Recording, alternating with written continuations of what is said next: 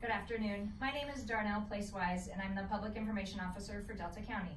As you can imagine, we are receiving a lot of questions with regards to COVID-19 and Delta County's response. We thought we'd gather the medical experts and incident command that are on the front lines of this effort to answer those questions. I will go to introductions now. Robbie LaValle, Delta County Administrator and part of the Unified Command for the EOC. Jody Rober, Chief Clinical Officer for Delta County Memorial Hospital and Incident Commander for the hospital. I'm Dr. Jennifer Craig. I'm an emergency department physician at Delta County Memorial Hospital, and I am the operational director for the incident command for the hospital. Karen O'Brien, Delta County Public Health Director and also incident command. Dr. Susan Wright, Medical Director for Delta County Public Health. I'm Dr. Sarah Knudsen, pulmonary ICU doc assigned at Delta Hospital and planning director for the hospital's response to this incident command. Great. We're going to let Robbie LaValle and Jody Rober kick it off with some information. So the first question that Darnell had posed to us is, what are each of the entities doing regarding the entire COVID response? And we're going to have the hospital, the health department, and the county provide this introductory information. The Emergency Operations Center was established and authorized in Delta County on March 17th. And with that operation then set the framework in place for the Unified Incident Command between the Delta County Memorial Hospital, Delta County, and Delta County Public Health Department. This Unified Command then has approached this and has been acting and responding and preparing and planning for as if COVID is here. And certainly we know with the increased numbers today, then our planning and response has been put into action. Up until this day then, Delta County has not only been securing additional supplies for all entities, including equipment, PPE as far as for the hospital, for all of our assisted living, nursing home, for our emergency response, for our firefighters, and that, but also just securing the individuals that want to volunteer and how they volunteer and what they do. And then our PIOs, our public information officers, again, a combined effort of the hospital, the public health department, and the Delta County, in addition with the city of Delta, have continuously and responsibly put out information so that our community knows what not only the entities are doing, but the updated information regarding testing and preparation. Delta County Memorial Hospital and our associated clinics have been working for the past month to protect our citizens as well as protect our healthcare workers. We have performed, 139 COVID tests, and we have one pending as of this morning. We have established a COVID ward and isolated that from the rest of the hospital, and all of our potential COVID patients have been in that ward. We have a 6-bed ICU that we also can keep at a COVID isolation area, and that entire ICU can become negative pressure so that we can protect, again, the people in the separate rooms and all the visitors. We have limited all of our visitation to the hospital.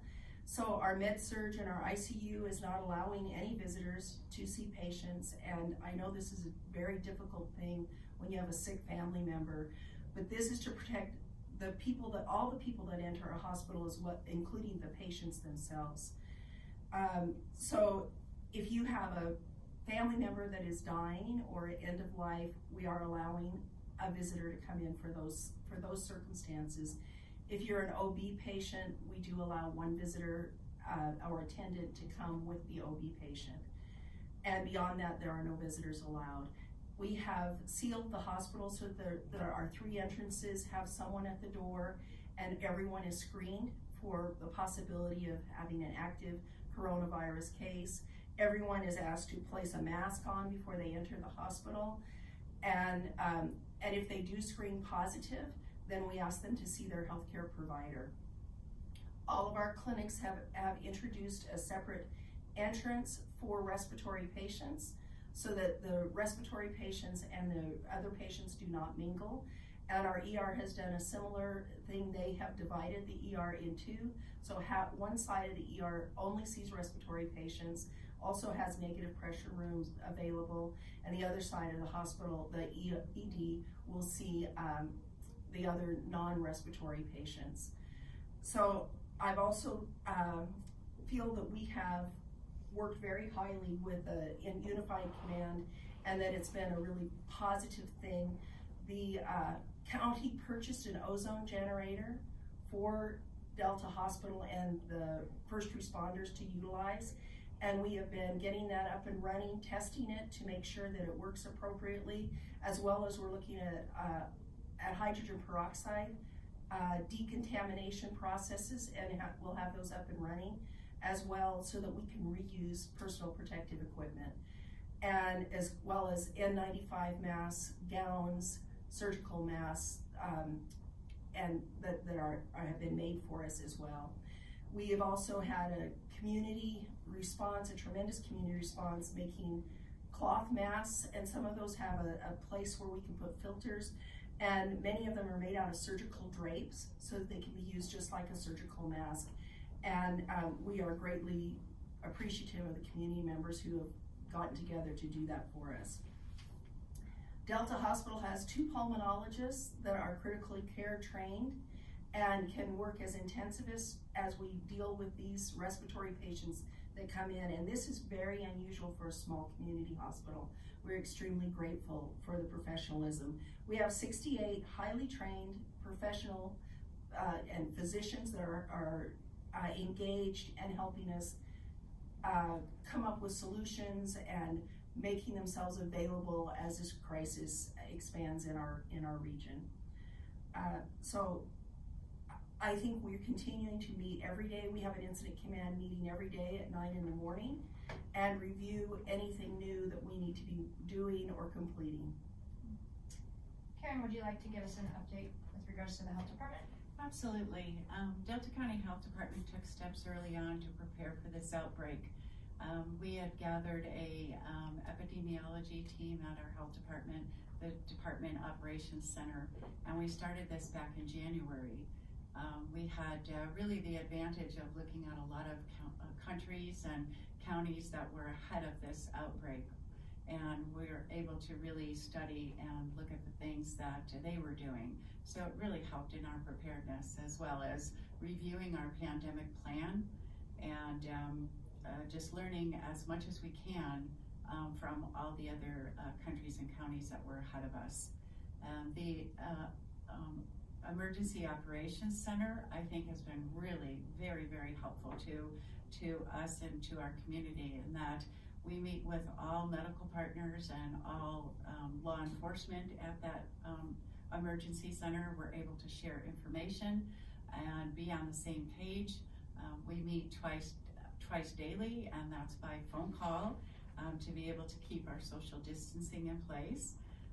We also were, the real advantage of that was to get personal protective equipment out to all medical providers and healthcare workers as soon as we could. The Delta County Health Department had a really small cache at one time, and we distributed that early on. And since then, we've received 2 other shipments from the state health department, as well as from some federal sources. And we're distributing those supplies out. And it's just really great to be able to have such a cohesive force that are on that emergency operations team. Early on also, we established the call line center, the 874-2172, because we were really concerned about the response from the community. We wanted to be able to answer questions, and we were pretty overwhelmed as a small health department. So we did that at the county level, and if you have any questions, that line is still in operation and will continue throughout the duration.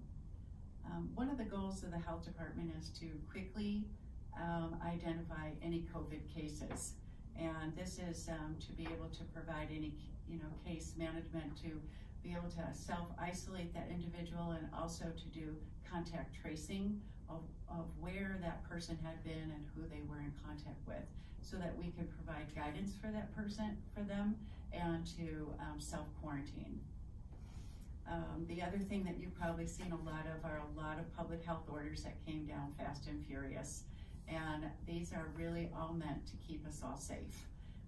The social distancing and the stay-at-home order and all of those, shifting to telework and all of those, these are all strategies that have really been proven to really help the spread of this virus. The health department also works very closely with the school districts. Early on, we had lots of discussions with them about when to close and how long to close, and those are never easy decisions because we know it affects everyone in the community. The same thing, we're working with a lot of child care centers and retail food establishments to keep everybody safe. We're also checking in on nursing homes and assisted living centers, and just being able to provide feedback on some of their patients.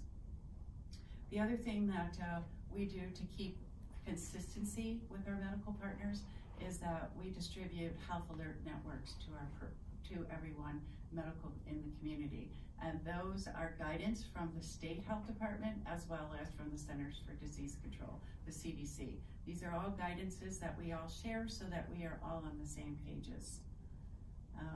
The other thing that we have access to as the health department is the epidemiologists at the state level. And we have their help 24/7 to discuss any cases that come in and receive their guidance in that. So I think that just a word to all of the public is that really follow the stay-at-home orders. That's the most important thing that anybody can do. We get a lot of calls on the call center that says, what can I do to help? And that's one of the things that you can do, is definitely follow those orders, stay home, wash your hands, self-isolate when you're sick. And if you know, have you been around somebody that's been sick, self-quarantine yourself. This is rapidly coming. There's a lot of so much guidance that comes out every day. We really try to keep everybody informed, and it really is quite the task to keep everyone informed and on the same page. But I think we're doing a great job with all of our partners, and that I just wanted to also say that all the information that that we provide is really science-based, and that is really meant for your protection and also the community's protection. Thank you. Thank you. Thank you for those updates. We're going to move into the questions now, and so the first one is for you, Dr. Craig. What are the hospital and the personal care providers seeing in terms of symptoms as well as hospitalizations? Okay, so I think there's a lot of publicity about symptoms that we can expect for coronavirus 19, and I'll just sort of speak to what we're seeing as an outpatient all the way in through the emergency department and perhaps inpatient patients. So in the outpatient setting, our clinics are set up to see sick patients, as Jody mentioned. They are seeing people who have mild respiratory illnesses, things like runny nose, sore throats, cough, maybe some mild shortness of breath, and some low-grade fevers. Those people are being seen and evaluated and potentially sent for testing if they are more severe or are in a high-risk category, such as greater than 65, having immunodeficiency, or pregnant women, or healthcare workers, critical healthcare workers. So those patients are sometimes being tested for coronavirus. If people are moderately ill, they are more often sent to either our urgent care or the emergency department. At the emergency department, you can expect, we just set up a medical screening exam tent, and this will start today, where we will meet most people out front, and if you are mild to moderately ill, you'll be evaluated in that tent with a full set of vital signs, including a temperature, and probably have an exam either by one of our trained nurses or our emergency department physicians, and determine whether you need to be seen in the emergency department or if you can be given some instructions and sent home and continue your treatment at home. This is to protect not only our healthcare workers, but you as patients and your patient's family. We hate to have you come into an area where we do have sicker people. And so that really is to protect everybody. If you do enter the emergency department, you'll be provided with a mask. We also have a visitor policy. We're not allowing any visitors except in special circumstances, as Jody mentioned. In the emergency department, we're seeing more moderately ill people with higher fevers, maybe more shortness of breath, cough, fever. The interesting thing about coronavirus is it can present in multiple different ways, so it's affecting different organ systems, and we're just taking the precautions we need to with anyone who we suspect may have it in order to isolate and protect everybody involved. And then from the emergency department, we make the determination of whether or not you can go home or need to be admitted as an inpatient, and certainly our inpatient teams are well qualified, excellent physicians, and they will continue the care and isolation and precautions beyond the emergency department. Great, thank you. This next question is for you, Dr. Knudsen. Can you talk to us about why there's not more testing going on and why testing isn't a treatment? Yes, I'd like to start by just reassuring the citizens of the county that, at the hospital, we're working just extremely hard to prepare for every aspect of this pandemic that is coming our way. We've had the enormous benefit of some lead time in order to establish policies and protocols that will allow us to manage these patients in a more seamless and effective way. With respect to testing, anyone that's been following the news, I'm sure, is aware that there's been a great deal of national consternation as far as the availability of testing, as well as the delay in results of the testing. Just to provide some brief baseline information, there's basically three sort of kinds of tests that can be considered in this setting. We have the tests that people have mostly been talking about. These are the ones that are available at the state public health department level. Initially, they had been performed only at the CDC, but now those tests have all routed to the state. And what we have found is when we send those tests, the return time on results, as the state has been able to catch up with its backlog and improve its streamlined process, our return on those test results has diminished to a 48 or 72-hour window. So that's improvement even over since the time that we started initially. There are some rapid point of care type test results that people have been very excited about. There's two primary manufacturers of these tests.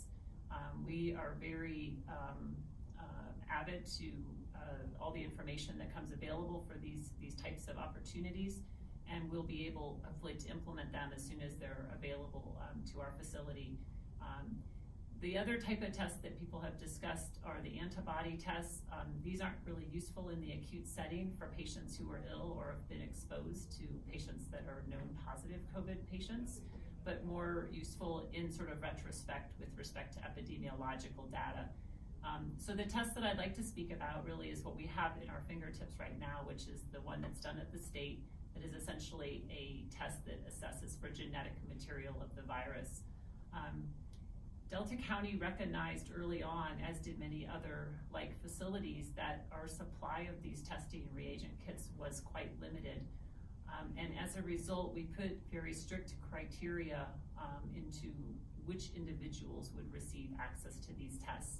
Presently, those criteria include hospitalized patients, healthcare workers who have direct patient care and are symptomatic, and then thirdly, in rare and case-by-case basis, patients who are at particular risk for worse disease course related to such things as immunocompromised status or other underlying disease processes. So we have been sticking quite religiously to those criteria, and I feel that that's the most judicious use of the testing kits that we have available. As we know, however, people even that are asymptomatic can transmit virus for 1 to 3 days prior to even turning positive on a test or becoming symptomatic. So again, I want to take a moment just to reinforce the benefits and significant value of social distancing and home isolation techniques that have been advocated by the county as well as the health department. These types of techniques, I think, are especially beneficial in a community of our geographical spread and low population density. And it may be the key to allow us, as your healthcare providers, to more ably meet the healthcare demands, the flattening the curve concept, where basically the prevalence of cases are sort of pushed out in terms of their rapidity of their surge. This is the type of thing that the average citizen in Delta County can do that will really help us meet the healthcare needs related to this pandemic. Okay, thank you. And so we've talked about it a lot so far, but Dr. Wright, I'm wondering if you want to expand even further on the notion of social distancing and stay at home and flattening the curve. Sure. Social distancing, as Dr. Knudsen just mentioned, is so important. It's the one thing that we can do to slow this down. That gives us a better chance of protecting our most vulnerable citizens, those with immunocompromised or at older ages or have other risks for developing more serious illness. And the other thing, as Dr. Knudsen mentioned, is that can slow down the rate of the spread. That will allow our healthcare providers, who as you have heard, are so well prepared for this epidemic, to take the best care of our community members and not get overwhelmed. The best thing you can do is stay at home. If you must go out, make sure you're staying about 6 feet apart from your fellow community members. And this will help us slow the spread. Do your part, stay apart, and don't forget to wash your hands. Karen, do you want to talk about isolation and quarantine and the difference between the two? Okay, so self-isolating is when you're sick, you want to self-isolate from other people. And the rules is to stay away about 7 days, and also 3 days after you've had a fever. So, and then a self-quarantine is that if you've been around someone that's sick, they don't necessarily have to test positive, but you know that they're sick, they have symptoms that are related to COVID, you want to self-isolate, or I'm sorry, you quarantine yourself for 14 days. And this is really going to help to prevent the spread to other people. Because the last statistic, and correct me if I'm wrong, doctors, but I think they said that for every person that has symptoms or tests positive, you can spread it to 4 or 5 other people. So that is why it's so important to do that self-quarantine. Perfect, thank you so much. So recently there's been some talk about an alternate care site plan. Would you like to talk about that? I'd be happy to. So the state of Colorado has asked all hospitals to look at our ability to expand, and they have discussed possibly having a tiered level of care, and want all hospitals to look at tier 3 and tier 4 patients. Could they be placed somewhere outside of the hospital? So Delta County Memorial has always had an emergency plan ever since our new hospital was built in 2004. And our alternate site, our first alternate site, is the old hospital across the street. It has medical air as well as oxygen, so we could continue to use it as a hospital. And so that would be our first choice. We are also working with our community partners, looking at sites off of campus as well, and how we could access beds and concentrators for oxygen, those kinds of things. So we've been actively searching for that. We are also looking at our ability to expand our ICU. As I said, we have a 6-bed ICU. We think we have the potential to really grow to potentially 18 to 20 bed ICU.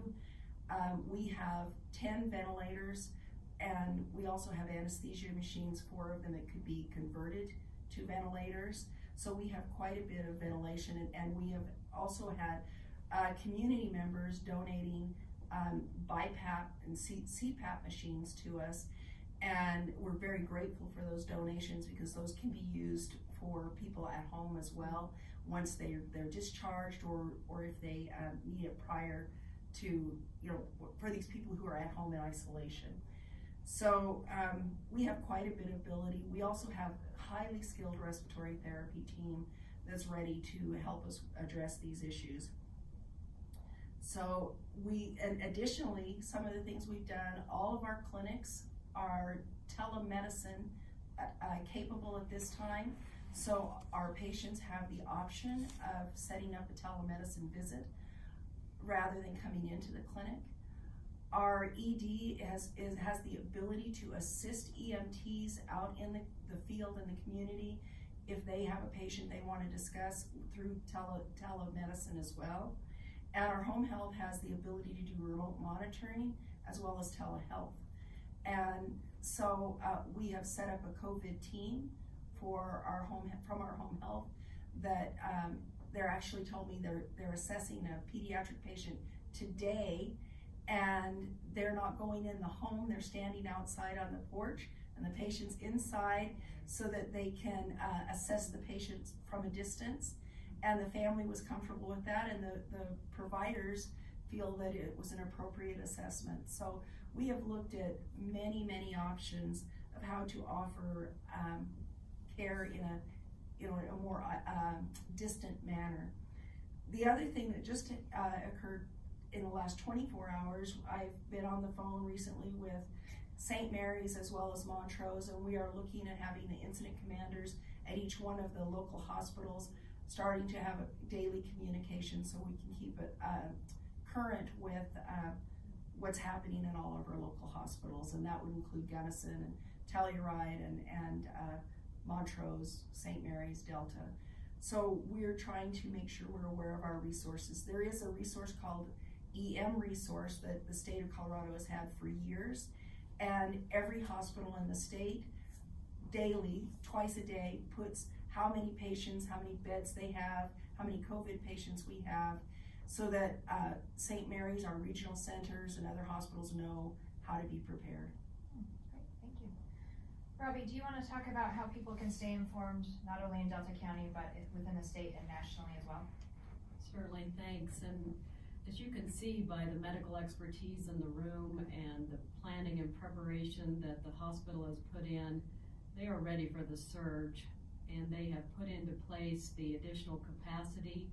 They put into place the additional planning for that. And so again, we want to reiterate that repeatedly to the citizens of Delta County, that the time that has been allocated to Delta County where we have seen low numbers, everyone has been operating as if we had that here because we know it is here. And the planning that has been put in, we are ready for that, again, with the additional capacity and planning that has been put into place.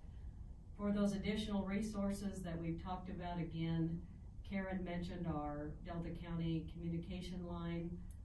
That is 874-2172. That is with our volunteers. They're there from 8 to 5. They're there to answer questions. They're there to, again, really provide those resources, not only from CDC, the website there, Center for Disease Control, but also our Colorado Department of Public Health and Environment. They consistently are providing those updates. Delta County has the website, Delta County Memorial Hospital has the website, the school district has. All of these organizations then are working together to provide not only the additional information, but keep pushing that out.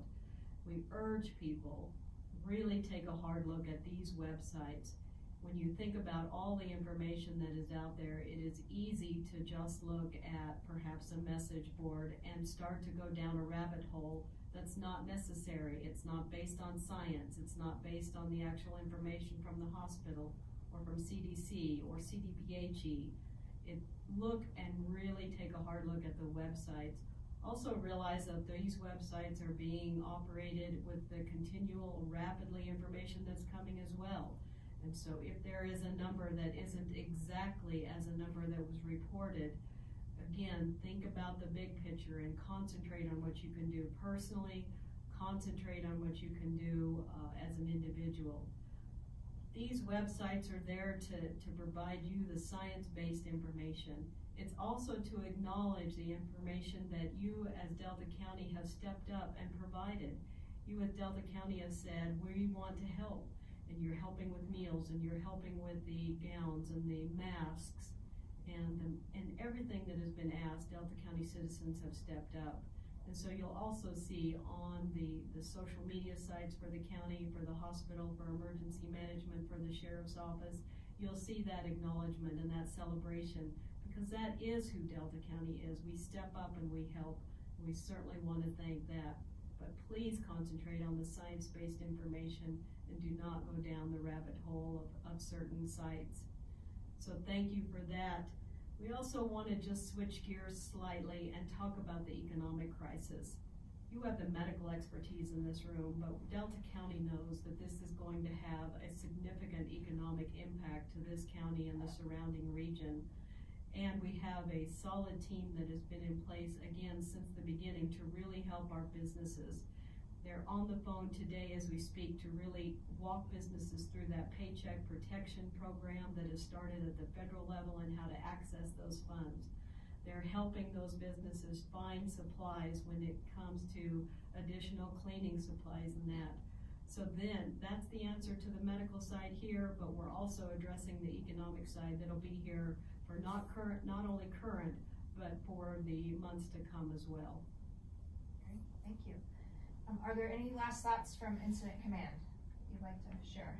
Excuse me. I would like to say thank you to our community for all their efforts, for heeding the message and following through with social isolation, with distancing, with wearing masks, not visiting your loved ones when they're ill. I know these are not easy things to do, and we appreciate the help you're giving us. We also appreciate all those seamstresses that have been working their fingers to the bone to make sure we have masks. This is a homemade mask that looks just like a surgical mask and made out of that same material. People are out there really helping us. They're making surgical gowns, they're making face shields, and it is making a difference. It will save healthcare providers, and we greatly appreciate that. I would like to personally thank Dr. Jen Craig. She has gone above and beyond since this has started, working with outside community members, our EMS services, and she works nights and then works all day long on this. I would also like to thank Dr. Sarah Knudsen. She also has been working day and night to make sure we are prepared as an inpatient unit and working on services, these alternative sites and services. She's worked very closely with hospice as well. And we are working with our community neighbors and our frontline workers. And this is a time where people are uncertain of their exposure level.